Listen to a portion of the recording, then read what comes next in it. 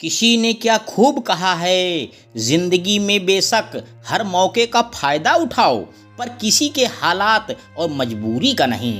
किसी की मजबूरी का मजाक ना बनाओ दोस्तों। जिंदगी कभी मौका देती है तो कभी धोखा भी देती है। जी हाँ दोस्तों, मैं लेकर आया हूँ एक जबरदस्त मोरल स्टोरी जिसका शीर्षक है छोटी बहन और 7 भाई की कहानी। यह कहानी हम सभी को एक स्ट्रांग मैसेज देकर जाएगी, तो ध्यान पूर्वक सुनिएगा। एक राजा था, उसके 7 लड़के और एक लड़की थी। राजा ने अपने 7 लड़कों का विवाह करवा दिया था। एक दिन राजा शिकार करने गया और वह जब शिकार करके वापस आ रहा था, रास्ते में उसकी मृत्यु हो गई। पिता के मरने के बाद 7 भाइयों के सिर पर पूरे घर और राजपाट की जिम्मेदारियां आ गईं। एक दिन 7 भाई काम के सिलसिले में बाहर जाने लगे। सभी ने अपने पत्नियों से बोला कि हमारे बहन को अच्छे से ख्याल रखना, इसको किसी भी चीज की कमी नहीं होनी चाहिए। 7 पत्नियों ने बोला कि ठीक है। इसके बाद 7 भाई चले गए। भाइयों के जाने के बाद लड़की की भाभियों ने उसे बहुत काम करवाने लगी। सबसे छोटी वाली भाभी उससे काम नहीं करवाती थी। बाकी जो 6 भाभियां थीं उससे बहुत काम करवाती थीं। एक दिन की बात है, शाम हो गया था। बड़ी वाली भाभी ने कहा, जाओ जंगल में से लकड़ी लेकर आओ। लड़की ने रस्सी मांगी, भाभी ने कहा बिना रस्सी के जाओ। वह मन में सोच रही थी कि भला बिना रस्सी के मैं कैसे लकड़ी लेकर आऊंगी। वह जंगल में गई, उसने लकड़ी इकट्ठा की और बैठकर रोने लगी। तभी एक सांप आया। उसने लड़की को रोते हुए देखकर पूछा कि क्यों रो रही हो। लड़की बोली, मेरी भाभी इंतजार कर रही होगी और मैं लकड़ी लेकर आऊं तो वह खाना बनाए। मेरे पास तो रस्सी है ही नहीं, तो मैं ये सारी लकड़ियां बिना बांधे कैसे लेकर जाऊं। सांप ने बोला, बस इतनी सी बात, मेरे ऊपर लकड़ी लाकर रखो और उसी से बांध लेना। लड़की ने वैसा ही किया और सांप ने लकड़ी को लपेट लिया। इसके बाद लड़की फिर सोच में पड़ गई। सांप ने बोला, अब क्या हुआ? लड़की बोली, तुम्हें अगर मेरी भाभी ने देख लिया तो तुम्हें मार देगी। सांप ने कहा, चिंता मत करो, मुझे लेकर आंगन में छोड़ देना, मैं नाली से निकल जाऊंगा।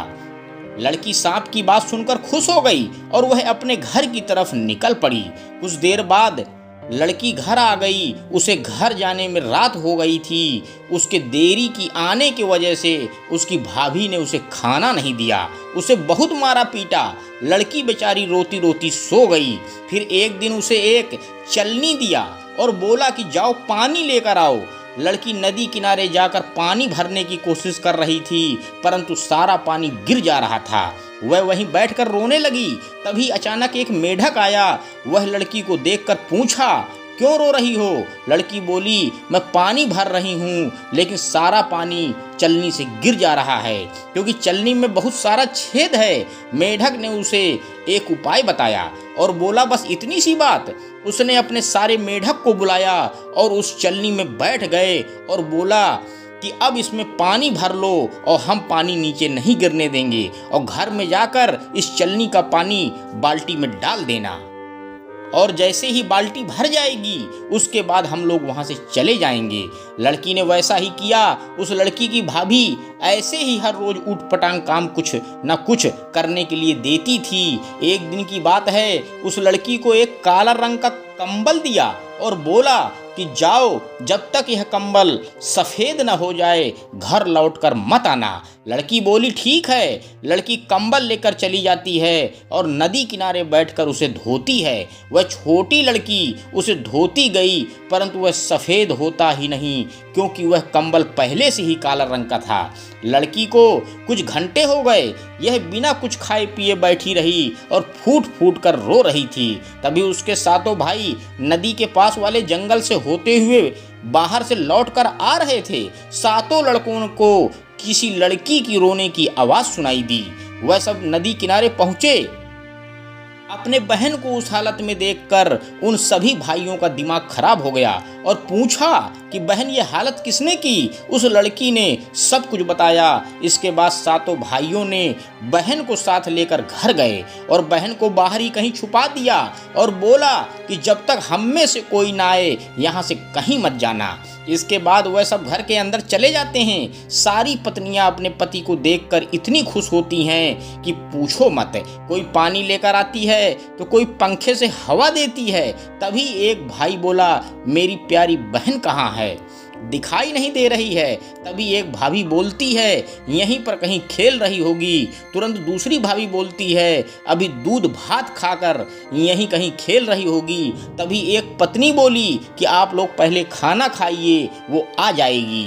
एक भाई बाहर जाता है और अपनी बहन को अंदर लेकर आता है और पत्नी से पूछते हैं कि यही दूध भात खाई है, अगर खाई होती तो यह हालत नहीं रहती। मेरी बहन की क्या हालत हो गई है। सारी पत्नियां कुछ नहीं बोलती हैं। तभी छोटी लड़की बोलती है कि सबसे छोटी भाभी ने कुछ नहीं किया है, बाकी सारी भाभियों ने बहुत सताया और बहुत काम करवाया है। सारे पतियों ने मिलकर अपने पत्नियों को घर से बाहर निकाल दिया और सबसे छोटी वाली पत्नी रह गई। उसके बाद सारे मिलकर राजपाट चलाने लगे। दोस्तों, इस छोटी सी कहानी से हमें सीख क्या मिलती है। इस कहानी से हमें यह शिक्षा मिलती है कि हमें दूसरों का कभी बुरा नहीं करना चाहिए, कभी किसी का शोषण नहीं करना चाहिए। अगर सारी पत्नियां मिलकर स्वयं काम की होती और उस छोटी लड़की से काम नहीं करवाई होती तो उसके ऊपर जुल्म नहीं किया होता तो उन्हें घर से बाहर नहीं निकलना पड़ता। कहावत है ना, अगर हम किसी के लिए गड्ढा खोद कर रखते हैं तो हमारे लिए भी कहीं ना कहीं गड्ढा खोद कर रखा होगा। दूसरे के चक्कर में हम स्वयं ही उसमें गिर जाते हैं। धन्यवाद दोस्तों, मेरे YouTube चैनल को लाइक व सब्सक्राइब करें। आपका दिन शुभ हो।